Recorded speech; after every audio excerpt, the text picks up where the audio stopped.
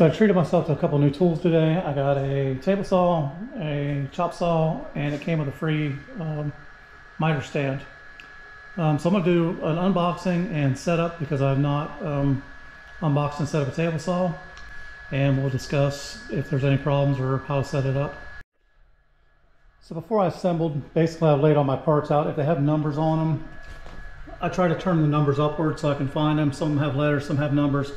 Some didn't have anything, but there's not a whole lot of parts. I can't imagine it's going to be difficult to figure out. I separated my bolts into piles so it'd be easy to find them.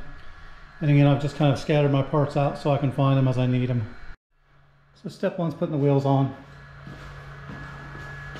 Pretty simple task here. Remove the nut and the washers. Washer on. Wheel on. Washer on, nut back on.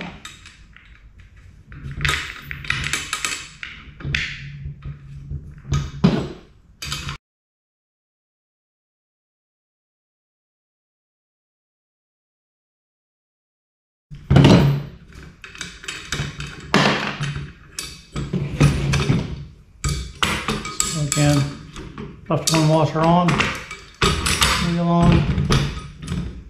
Washer on, tighten.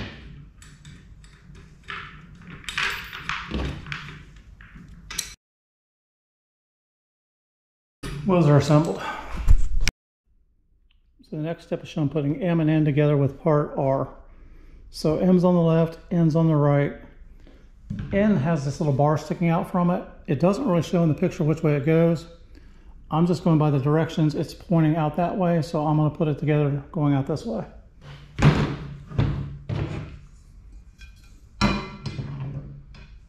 it appears to be okay that way. This is a 10mm, by the way. The last step used a 13mm.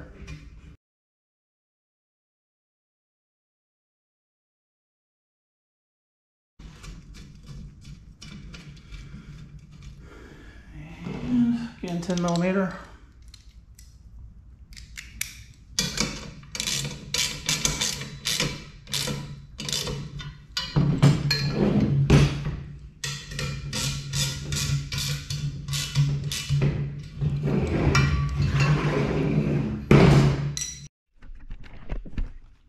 So the next step is to take part S and put it on top of M and N.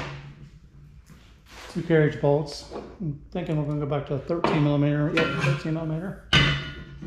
Put that on top of there. Carriage bolt.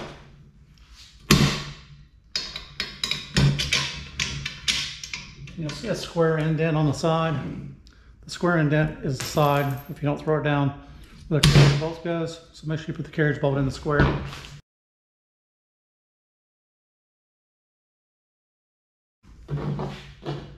Okay, 13mm.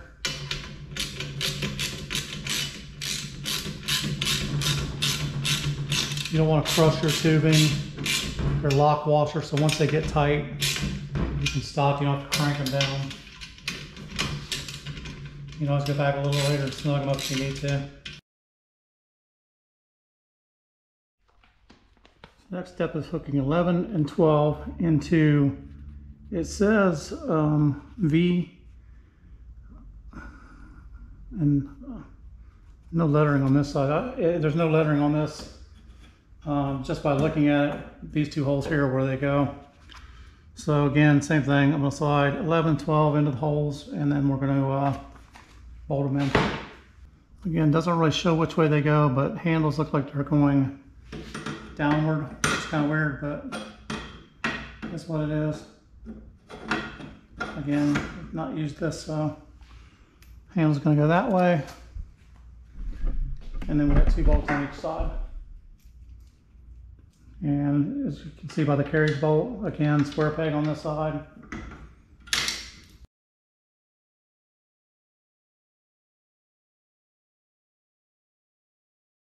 And the handles are angled, so make sure you get 11 on the left and 12 on the right.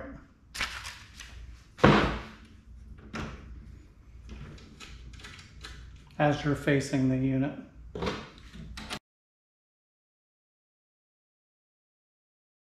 So again, next step's a little confusing. We're going to take the assembly we put together over here with M and N. We're going to bolt it on to these two holes in front of the handle screws. So there's a hole here and a hole there in front of the handle screws. We're going to put a washer in between, so it'll be bolt, washer, nut.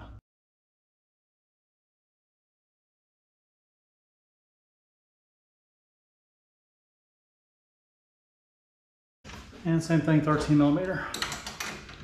Now you want to tighten this up to the point where you're touching your bushing, but you still want to be able to move it. So this is going to lift up and down. So you want it snug enough it doesn't fall off, but not so snug you can't move it. And again, we're using lock nuts, so once the nut gets past a certain point, it's not going to back off, so you can always snug it up later.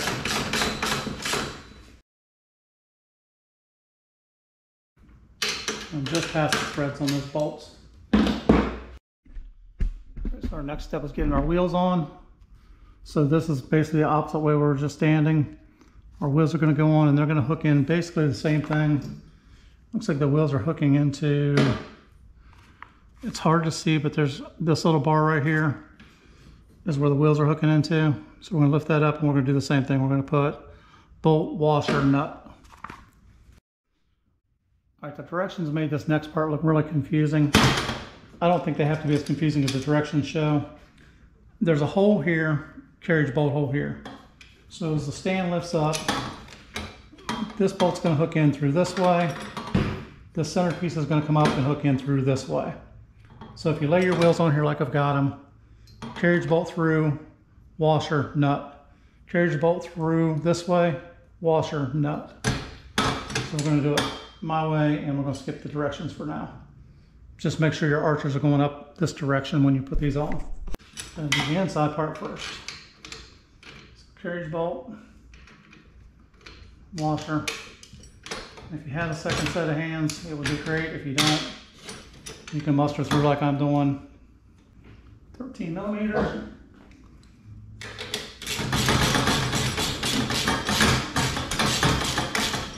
And just getting past the first couple threads.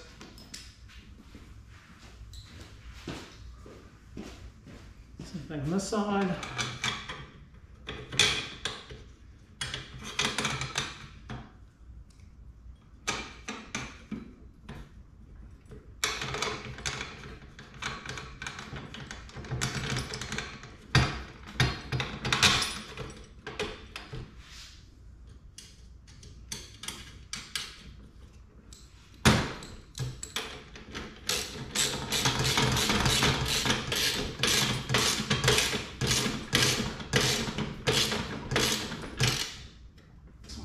Since I'm doing this by myself, I'm gonna make this a little easier on me. I'm gonna lift up on the wheels. Make sure if your lock got caught, you unloosen the lock. I'm gonna raise this up to where I can line this bolt up better. Again, my holes aren't drilled perfect.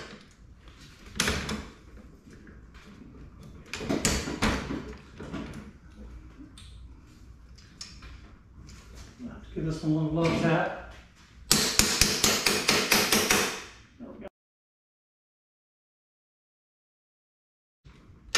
And just getting past the first thread or so on the bolt.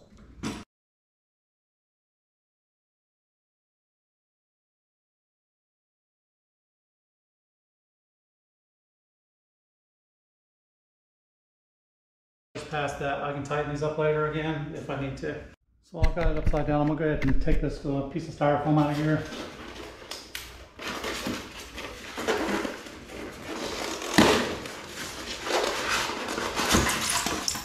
Rid of that box. Just keep it from getting damaged while you're shipping and putting it together. And I'm gonna go ahead and flip it over and put it back down on the floor. Actually changed my mind. While I'm working on it, I'm gonna just leave it up here on the table. It's easier for me to work on. I'm still recovering from that back surgery, so I'm not 100% yet. So I'm gonna leave it up here on the table while I'm working on it. So if you don't want to do what I did and break the foam out, the next step actually was to, when you flip it over, release the locking mechanism, raise it up, and then release the motor with the packing material. But like I said, I just snapped it out since I was already there. All right, so that's what we still have left to put together. Not much, a few pieces and parts. No bolts left, so everything must just screw on or slide on. I know this is the handle crank. It just screws on with the Phillips head. So we'll go ahead and finish putting everything together, cutting off the tags, and I think that's about it. All right, so the next step was to raise the motor up. You gotta unlock it by turning that. I'm gonna raise the motor.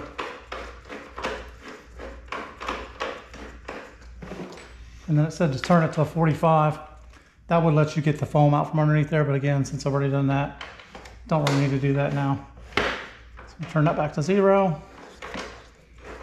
Close to 0, unlock it. We're gonna put a handle on. Now that screw is a number 3 Phillips head. If you use a number 2 Phillips head on it, it'll tighten up, but a number 3 is what you should use on it. So I got a number 3, and you can see it's a whole lot bigger than a number 2. Again, a 2 will work. It's just more likely you're gonna strip it out if you over tighten or try to tighten it up. 3 fits in there perfectly.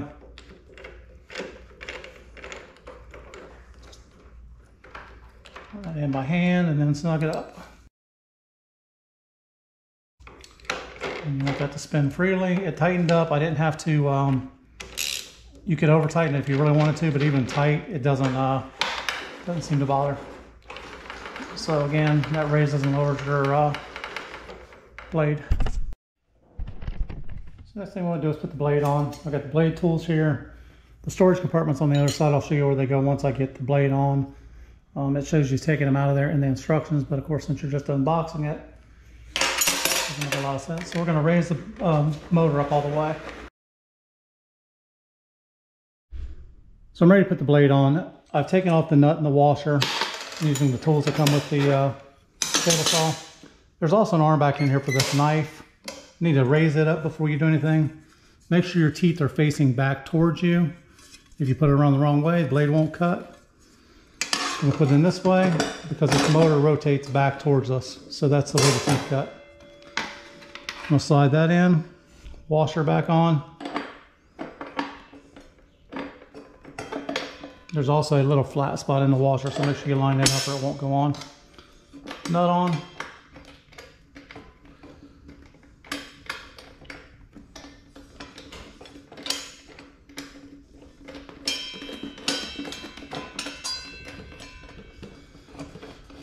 Now when you go to tighten or loosen this, you'll see that this edge is flat.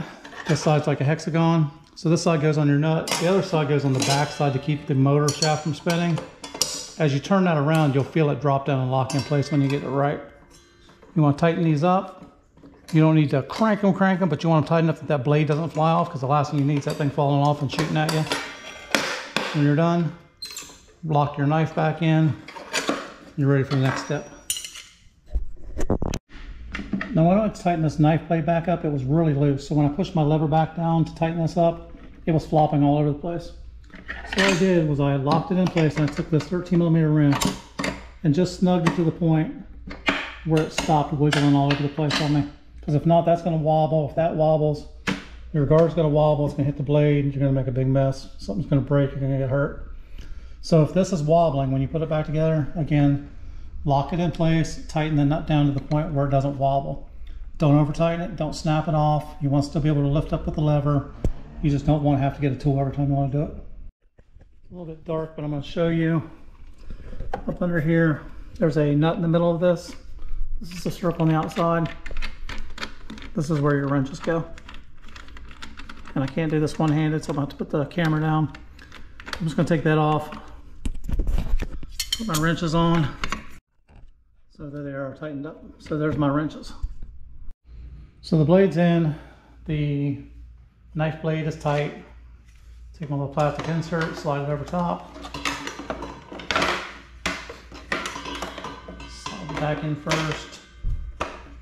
That's in place. Now if you want to use your kickback teeth, you can. I would recommend it. These might save you from getting a piece of board shot back at you. I'm not going to use it personally. If you did want to use it, what you do is you fold this back, you push in on the button in the middle of it, which is right here. Drop it on the circle and you're done. And again, that's what holds that. That's what keeps your board. So if your board comes backwards, these teeth grab it and keep the board from shooting out back at you. So I'm gonna put the blade guard on next. On the back here is a pin. Now if you left your teeth on, this is a pain in the butt to get on, but you can. You just gotta kind of force it in place. In the middle here is your smaller pin. Sorry about the camera angle. On top there's a lever. If you push this lever down, it locks it. So you want to raise the lever up if it's not already. I'm going to hook the back part in first, like so. Once you hook the back pin, let this fall down, and you're going to lock it. Push down the tab, locks in place. That's ready to go now. And again, if this knife blade is loose, these pieces of plastic are going to hit the blade, and you're going to have a big mess. All right, so the next thing I want to do, I just slid my little grabber or my push bar in. So, I'll do it again. This piece here, there's a couple tabs on here. It's these yellow tabs. There's some hooks on here. What you want to do is you want to hook this on the far side first, line this up, push that down, and lock it in place. That locks your sidebar in, and then to adjust it, what you want to do on the other side over here is unlock the table, and then you can adjust your cut like that. And there's your measurement so you know how far in you're going to cut. So that's 2 inches that way. Slide it back out, and you can also lock it on the other side if you're doing a right hand cut instead of a left hand cut. Besides that, thanks for watching. Hope everyone enjoyed the video. Hope it helps you out a little bit. Once you get ready to fold it up, there's a little lock button right down here. You push that with your foot. First, and you just lift up. And just lift up, it gets down to there. Push the wheel down a little further, locks it in place, and you're ready to move on to the next job site.